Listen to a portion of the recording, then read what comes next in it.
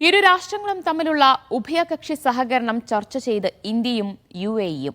അബുദാബിയിലായിരുന്നു ഇരു രാജ്യങ്ങളുടെയും വിദേശകാര്യമന്ത്രിമാർ തന്ത്രപ്രധാന വിഷയങ്ങൾ ചർച്ച ചെയ്തത്.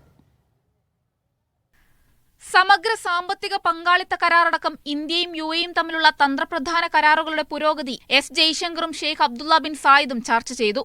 രാഷ്ട്രങ്ങൾ തമ്മിലുള്ള ചരിത്രപരമായ ബന്ധം ശക്തിപ്പെടുത്തുന്നതിനൊപ്പം വിവിധ മേഖലകളിൽ സഹകരണം ഇനിയും വർദ്ധിപ്പിക്കേണ്ടതുണ്ടെന്ന് ഇരുവരും വിലയിരുത്തി. അന്താരാഷ്ട്ര മേഖലയിലെ വിവിധ വിഷയങ്ങളിൽ യോജിച്ച് പ്രവർത്തിക്കേണ്ടതിന്റെ ആവശ്യകതയും നേതാക്കൾ എടുത്തു പറഞ്ഞു. US-നും ചൈനയ്ക്കും ശേഷം ഇന്ത്യയുടെ ഏറ്റവും വലിയ മൂന്നാമത്തെ വ്യാപാര പങ്കാളിയാണ് UAE. 2022-23 കണക്ക് പ്രകാരം $84.84 ബില്യൺ ഇരു രാഷ്ട്രങ്ങളും തമ്മിലുള്ള വ്യാപാരം. ഇന്ത്യ ഏറ്റവും കൂടുതൽ ചരക്കു കയറ്റി അയക്കുന്ന രണ്ടാമത്തെ രാജ്യവും UAE ആണ്. വ്യാപാരവും നിക്ഷേപവും ശക്തിപ്പെടുത്തുന്നതിന്റെ ഭാഗമായി 2022 ഫെബ്രുവരിയിലാണ് ഇന്ത്യയും UAE-യും സമഗ്ര സാമ്പത്തിക പങ്കാളിത്ത കരാർ അഥവാ സെപ ഒപ്പുവെച്ചത്.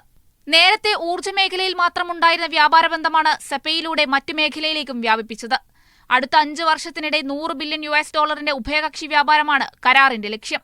ഇരു രാഷ്ട്രങ്ങളും തമ്മിലുള്ള വ്യാപാരത്തിൽ 14.76% വർധനയാണ് 2 വർഷത്തിനിടെ രേഖപ്പെടുത്തിയത്. Media 1 Dubai.